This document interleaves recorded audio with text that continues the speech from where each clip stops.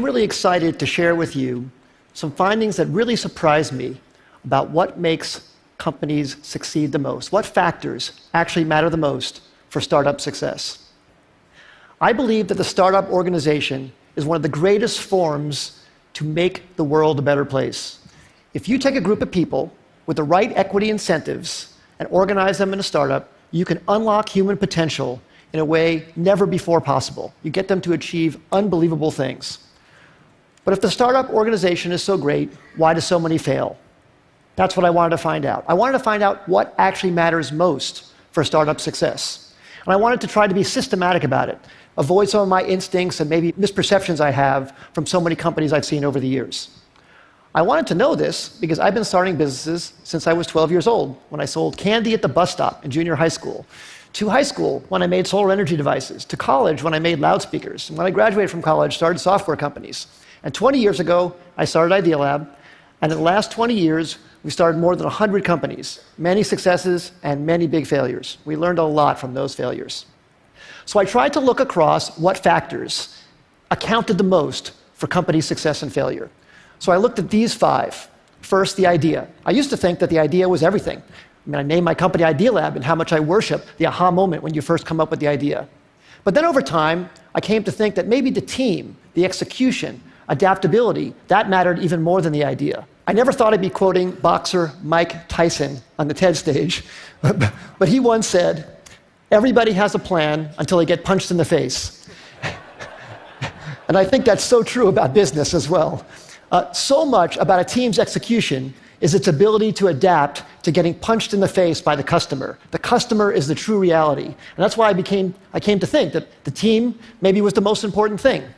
Then I started looking at the business model. Does the company have a very clear path generating customer revenues? That started rising to the top in my thinking about maybe what mattered most for success. Then I looked at the funding. Sometimes companies received intense amount of funding. Maybe that's the most important thing. And then, of course, the timing. Is the idea way too early and the world's not ready for it? Is it early, meaning you're in advance and you have to educate the world? Is it just right, or is it too late and there's already too many competitors? So I tried to look very carefully at these 5 factors across many companies. And I looked across all 100 Idea Lab companies and 100 non-Idea Lab companies to try and come up with something scientific about it. So first, on these Idea Lab companies, the top 5 companies, CitySearch, Cars Direct, GoTo, NetZero, Tickets.com, those all became billion-dollar successes. And the 5 companies on the bottom, Z.com, Insider Pages, My Life, Desktop Factory, People Inc., we all had high hopes for, but didn't succeed. So I tried to rank across all of those attributes how I felt those companies scored on each of those dimensions. And then for non-Idea Lab companies, I looked at wild successes like Airbnb and Instagram and Uber and YouTube and LinkedIn, and some failures. Webvan, Cosmo, Pets.com, Flues, and Friendster. The bottom companies had intense funding. They even had business models in some cases, but they didn't succeed. I tried to look at what factors actually accounted the most for success and failure across all these companies, and the results really surprised me. The number one thing was timing. Timing accounted for 42% of the difference between success and failure. Team and execution came in second, and the idea, the differentiability of the idea, the unique idea, that actually came in third. Now, this isn't absolutely definitive. It's not to say that the idea isn't important. But it very much surprised me that the idea wasn't the most important thing. Sometimes it mattered more when it was actually timed. The last 2, business model and funding, made sense to me, actually. I think business model makes sense to be that low because you can start out without a business model and then add one later if your customers are demanding what you're creating. And funding, I think, as well.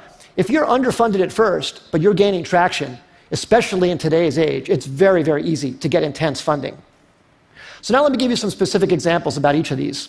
So take a wild success like Airbnb, that everybody knows about. Well, that company was famously passed on by many smart investors because people thought, no one's going to rent out a space in their home to a stranger. Well, of course, people proved that wrong. But one of the reasons it succeeded, aside from a good business model, a good idea, great execution, is the timing. That company came out right during the height of the recession when people really needed extra money. And that maybe helped people overcome their objection to renting out their own home to a stranger. Same thing with Uber. Uber came out, incredible company, incredible business model, great execution too, but the timing was so perfect for their need to get drivers into the system. Drivers were looking for extra money. It was very, very important. Some of our early successes, CitySearch came out when people needed web pages. GoTo.com, which we announced actually at TED in 1998, was when companies were looking for cost-effective ways to get traffic. We thought the idea was so great, but actually the timing was probably maybe more important. And then some of our failures. We started a company called Z.com. It was an online entertainment company. We were so excited about it. We raised enough money. We had a great business model. We'd even signed incredibly great Hollywood talent to join the company. But broadband penetration was too low in 1999, 2000. It was too hard to watch video content online. You had to put codecs in your browser and do all this stuff. And the company eventually went out of business in 2003. Just 2 years later, when the codec problem was solved by Adobe Flash, and when broadband penetration crossed 50% in America, YouTube was perfectly timed. Great idea, but unbelievable timing. And in fact, YouTube didn't even have a business model when it first started. It wasn't even it was certain that that would work out. But that was beautifully, beautifully timed. So what I would say in summary is execution definitely matters a lot. The idea matters a lot, but timing might matter even more. And the best way to really assess timing is to really look whether consumers are really ready for what you have to offer them, and to be really, really honest about it, not be in denial about any results that you see. Because if you have something you love, you want to push it forward, but you have to be very, very honest about that factor on timing.